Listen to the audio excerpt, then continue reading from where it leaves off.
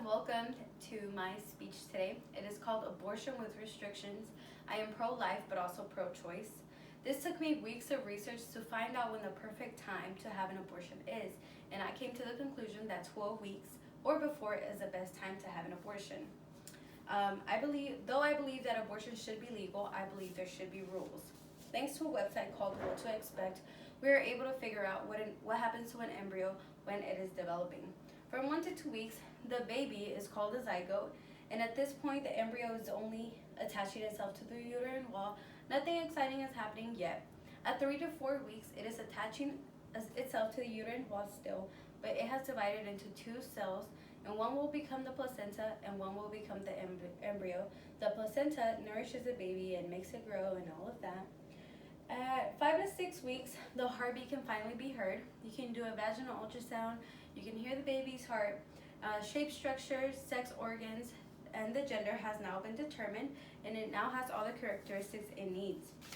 At 7 to 8 weeks, the embryo is as big as a raspberry. The sex organs have completely developed, and all essential organs have been completed, and the heart has been divided into 4 chambers. From 9 to 10 weeks, embryo has all the vital organs. It is now the size of a prune, digestive juices are going, and bone marrow is now maturing. At 11 to 12 weeks, it is the size of a lime. It is developing white cells, hormones are also developing, and basic brain function has begun.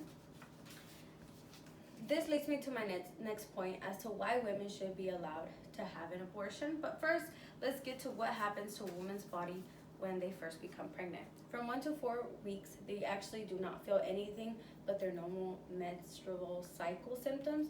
So this includes bloating, a little bit of spotting, a little bit of cramping, breast tenderness. By 5 to 6 weeks, they notice that they no longer have their period, which kind of leads them to think, maybe I am pregnant. So this leads them to swollen breast, fatigue, frequent urination, implantation bleeding, which is when the embryo is now attaching itself to the wall, and it causes a little bit of bleeding, which is not really concerning, at least not yet, unless it becomes a lot of bleeding. From 7 to 8 weeks, morning sickness kicks in sadly. At 9 to 10 weeks, extreme fatigue, indigestion, and heartburn has begun. 11 to 12 weeks, which is when the abortion should take place, stomach pain, extreme discharge, spotting, and dizziness has begun. Which then leads me why women should be allowed to have an abortion. Women are the one bearing the child. They're the ones whose body is changing, which is why I believe that they should be allowed to have a say whether or not they want to continue with the pregnancy. At 12 weeks, if they were to have a surgical procedure before the 12-week mark, the procedure would only take 3 hours or less.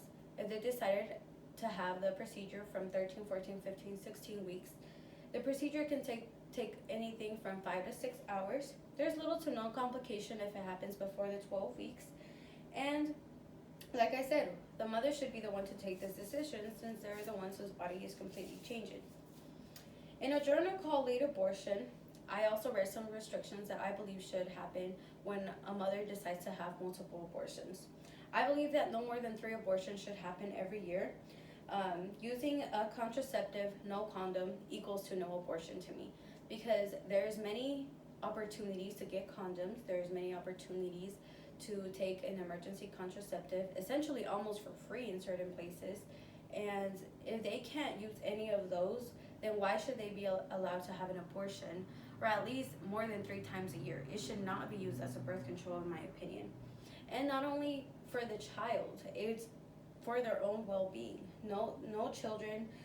They risk having no children in the future, since a surgical abortion can sometimes go wrong and a piece of the embryo can be left inside of the body. Conclusion, the woman should be allowed to have an abortion, or whatever they think is best for them.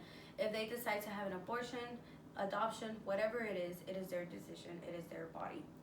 And women are the one carrying the babies, so therefore they should have the abortion with restrictions, like I said. Thank you.